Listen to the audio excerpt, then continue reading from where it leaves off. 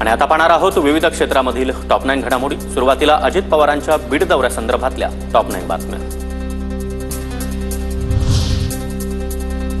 आई वडील आणि चुलत्याच्या कृपेनं माझं बरं चाललंय। हार टोपी शालपेक्षा फक्त प्रेमाचा नमस्कार करा। कुणाच्या पाया देखील पडू नका। आजचे पुढारी पाया पडायच्या लायकीचे नाहीत। अजित पवारांचं बीडमध्ये वक्तव्य। कर्म धर्म संयोगाने आई बापाच्या कृपेने चुलत्याच्या कृपेने बरंच चांगलं चाललंय आमचं। काही देऊ नका, फक्त प्रेम द्या। अजितदादांनी काकांना फक्त आशीर्वादापुरतच मर्यादित ठेवलाय। मुख्यमंत्री देवेंद्र फडणवीसांचा शरद पवारांना कोपरखळी।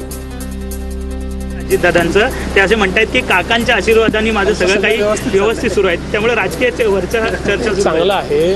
मोठ्यांचे आशीर्वाद नेहमी घ्यायचे असतात, त्यामुळे काकांना आशीर्वादापुरतच त्यांनी आता मर्यादित ठेवलं हे तुम्ही लक्षात घेत नाही। कर्जमाफीवरून अजित पवारांचा युटर्न। विधानसभा निवडणुकीच्या जाहीरनाम्यामध्ये कर्जमाफीचा उल्लेख, मात्र आपण भाषणामध्ये कर्जमाफीबद्दल कुठेही बोललो नव्हतो। अजित पवारांचं खुमचा।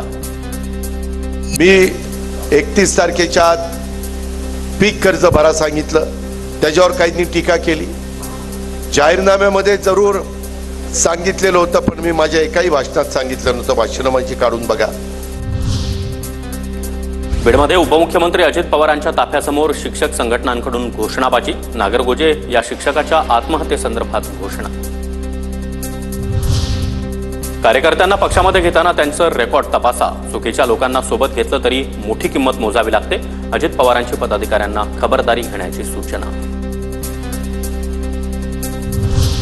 बीडमधल्या कार्यकर्ता मेळाव्यातून अजित पवारांचा नितेश राणे यांच्यावर देखील निशाणा। काही जण काहीही बोलतात, ते खरं नाही। छत्रपती शिवाजी महाराजांच्या सैन्यामध्ये मुस्लिम देखील होते। अजित पवार यांचं वक्तव्य।